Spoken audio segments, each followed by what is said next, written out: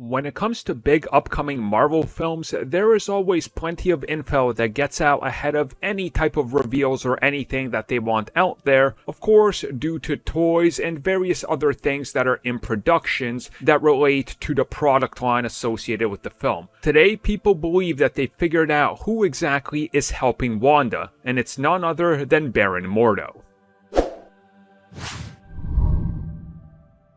So when it comes to Doctor Strange 2, the one thing that everybody seems to agree on when it comes to leaks, speculation, and everything is the fact that Wanda will not be a hero the entire time. And as a matter of fact, she might actually be portrayed as a villain when it comes to the early goings in the film. And that's sort of what goes into the whole Multiverse of Madness, is her literally breaking realities to try to find her children.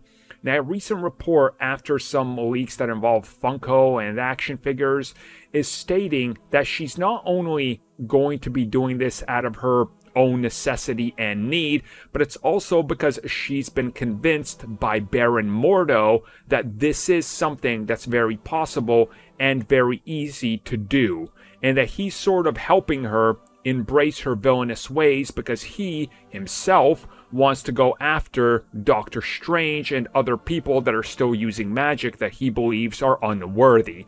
So he's sort of been manipulating her, if you will.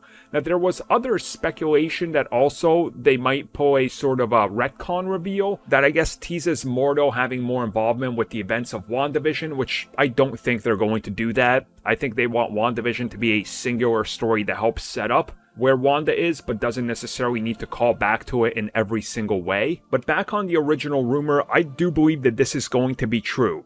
Wanda quite clearly at the end of WandaVision has stolen the Darkhold. She's very powerful at magic and she's breaking through multiverses looking for her children.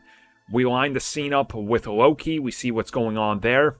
Again, everything's just sort of pointing towards this sort of villainous route for the character before she gets somewhat of a redemption arc and goes back on it. Mordo taking advantage of that to go after Strange and the Sanctums is literally what he would do. So why wouldn't she do that?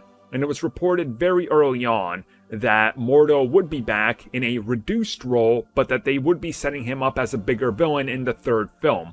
So this is more than likely how they're going to use this. And I'm also willing to believe that this rolls into the other rumor where going into the multiverse, we're going to see Mordo as a Sorcerer Supreme in one of them.